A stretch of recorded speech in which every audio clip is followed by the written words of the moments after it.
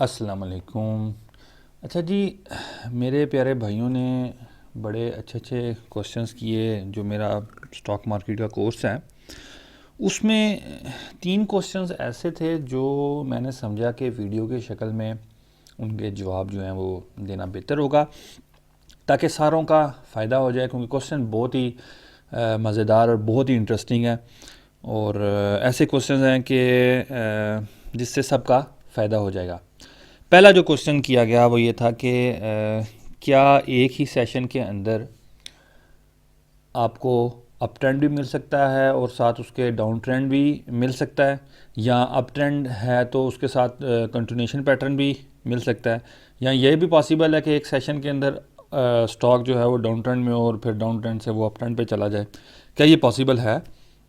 Number two, support और resistance की तो समझ लग गई, लेकिन सही सपोर्ट या सही रेजिस्टेंस को आप कैसे आइडेंटिफाई करेंगे? क्योंकि जब आप चार्ट खोलते हैं तो आपको हर जगह पे सपोर्ट और हर जगह पे रेजिस्टेंस जो है वो नज़र आ रही होती है। आपको लगता है ये हर जगह पे सपोर्ट और हर जगह पे रेजिस्टेंस ही रेजिस्टेंस है, तो मैं सही सपोर्ट या रेजिस्टेंस को कैसे पिक करूं? तो इस क्वेश्चन का जो जवाब है वो भी हम इस वीडियो में डिस्कस करते हैं। आपके साथ मैं अपना जो एक्सपीरियंस है, कुछ चीज़ें होती हैं देखें जो एक्सपीरियंस के साथ आती हैं, जो बुक्स में नहीं लिखी होती हैं, तो वो जो एक्सपीरियंस है, जो सीक्रेट्स हैं जो मैंने सीखे वक्त के साथ साथ, वो मैं आपके साथ शेयर करता हूँ। फिर तीसरा सवाल जो इसी ही क्वेश्चन से रिलेट कर रहा था कि सपोर्ट और रेजिस्टेंस की मदद से बाइंग सेलिंग कैसे की जाए। ये भी जो क्वेश्चन है इसको भी हम इस नशिस्त में डिस्कस करते हैं। पहला जो क्वेश्चन है हम उससे शुरू करते हैं, जो कि ये है कि क्या ये पॉसिबल है कि एक ही सेशन में, एक ही ट्रेडिंग सेशन में आपको एक स्टॉक अप ट्रेंड में नज़र आए और फिर वो डाउन ट्रेंड में भी नज़र आए? जी बिल्कुल पॉसिबल है। डिपेंड करता है कि आप टाइम फ्रेम कौन सा यूज़ कर रहे हैं। अगर आपका टाइम फ्रेम छोटा है, यानी कि आपने 15 मिनट्स या 5 मिनट्स या 30 मिनट्स का टाइम फ्रेम यूज़ किया हुआ है चार्ट ड्रा करने के लिए, तो बिल्कुल पॉसिबल है कि आपको एक ही दिन के अंदर या एक ही ट्रेडिंग सेशन के अंदर आपको अप ट्रेंड भी मिले और साथ ही आपको डाउन ट्रेंड या कंटिन्यूशन पैटर्न मिल जाए, या अगर स्टॉक डाउन ट्रेंड में था तो आपको डाउन ट्रेंड ब्रेकआउट होता हुआ मिले और वो अप ट्रेंड की तरफ जाता हुआ दिखाई दे। लेकिन अगर आपका जो टाइम फ्रेम जो आप यूज़ कर रहे हैं वो बड़ा है, यानी कि अगर आपने डेली का चार्ट ओपन किया हुआ है या वीकली का चार्ट ओपन किया हुआ है, तो फिर आपको ऐसा नहीं मिलेगा।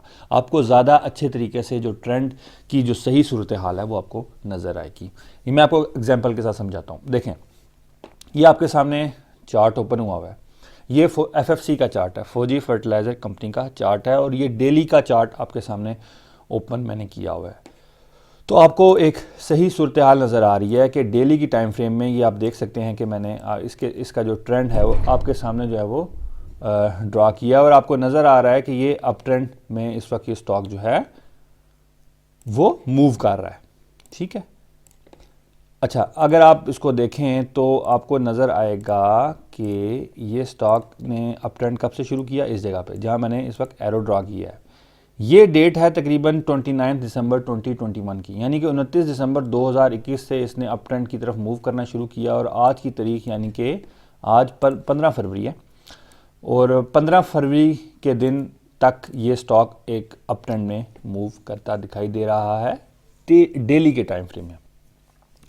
अच्छा, अगर आप अपना टाइम फ्रेम छोटा कर दें, यहीं डेली की बजाय अगर मैं यहाँ ड्रा कर देता हूँ 15 मिनट्स का टाइम फ्रेम, तो आप ये देखेंगे कि आपको 15 मिनट्स के टाइम फ्रेम पे आपको अप ट्रेंड भी मिल रहा होगा और अप ट्रेंड ब्रेकआउट भी आपको मिलता हुआ दिखाई दे रहा होगा। कैसे? ये देखें, ये 15 मिनट्स का मैंने आपके सामने चार्ट ड्रा किया है।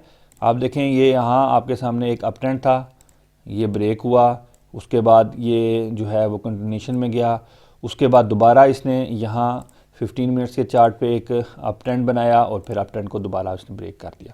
तो जितना 15 मिनट्स के टाइम फ्रेम में देखें तो 2 दफ़ा इसने अप ट्रेंड बनाया है और दोनों दफ़ा इसने ब्रेकआउट किया है। ठीक है। लेकिन अगर आप डेली का टाइम फ्रेम पकड़ते हैं तो डेली की टाइम फ्रेम में ये ओवरऑल अप ट्रेंड में ही आपको दिखाई दे रहा है। तो जितना छोटा टाइम फ्रेम होगा उतना ज़्यादा आपको जो रोलर कोस्टर राइड अगर आप कहें वो आपको नज़र आएगी। जितना बड़ा टाइम फ्रेम होगा उतना आपको अच्छे तरीके से जो पिक्चर है उसका आइडिया होगा। अब हम आते हैं दूसरे क्वेश्चन की तरफ कि हमें सही सपोर्ट या रेजिस्टेंस का कैसे पता लगेगा। वो मैं आपको अभी समझाता हूँ, अपना जो सीक्रेट्स हैं वो आपके साथ शेयर करता हूँ। अगर आपको स्टॉक मार्केट में लॉस हो रहा है जिसकी वजह से आप परेशान हैं, या अगर आप इस वजह से परेशान हैं कि आपको नहीं पता कि स्टॉक मार्केट में किस जगह पे स्टॉक को बाय करना होता है और किस जगह पे सेल करना होता है, तो अब आपको परेशान होने की ज़रूरत नहीं, क्योंकि मैं अब शुरू कर रहा हूँ एक प्रोफेशनल स्टॉक मार्केट कोर्स जिसमें मैं आपको सिखाऊंगा एक कंप्लीट टेक्निकल एनालिसिस। आपको बताऊंगा कि टेक्निकल एनालिसिस से कैसे स्टॉक को बाय करते हैं और कैसे सेल करते हैं।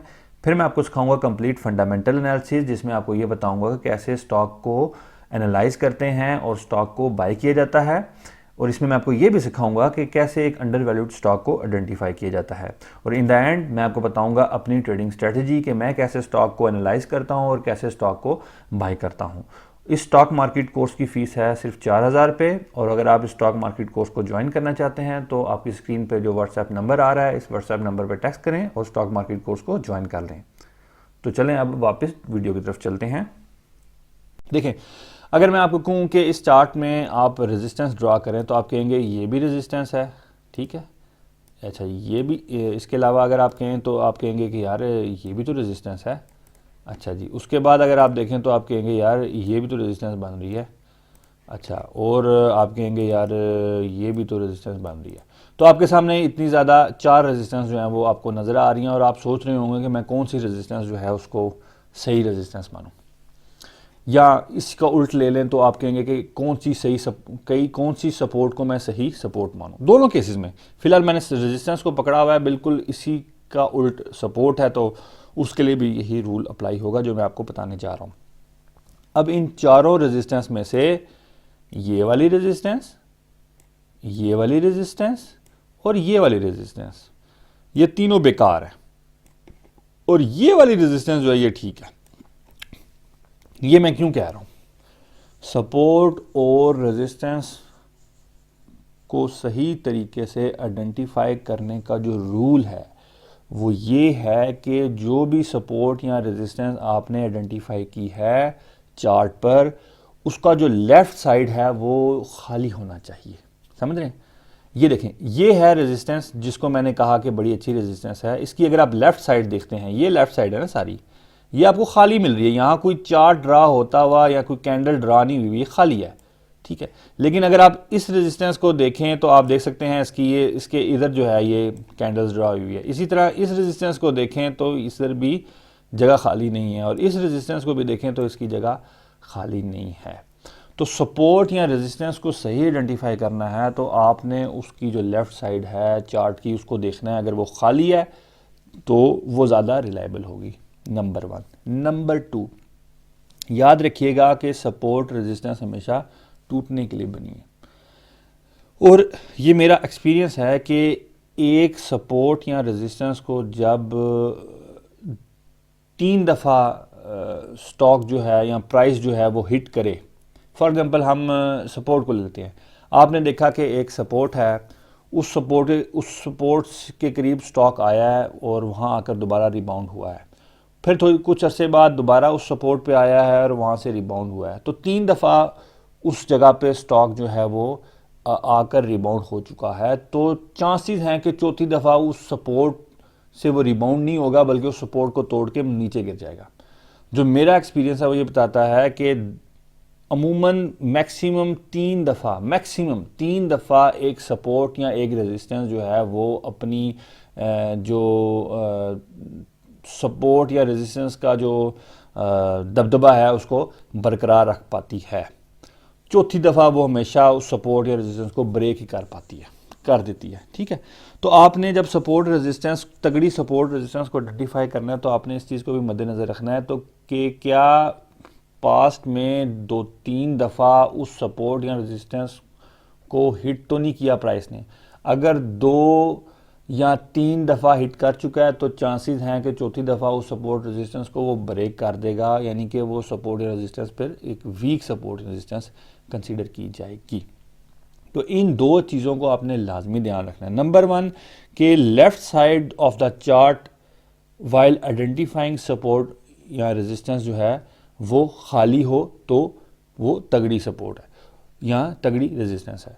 नंबर 2, जो सपोर्ट या रेजिस्टेंस है उसको कितनी दफ़ा पास्ट में वो टेस्ट हो चुकी है। अगर 3 दफ़ा हो चुकी है तो फिर चांसेस है कि वो सपोर्ट या रेजिस्टेंस ब्रेक हो जाएगी, ठीक है, तो वो फिर एक वीक सपोर्ट या रेजिस्टेंस कंसिडर की जाएगी।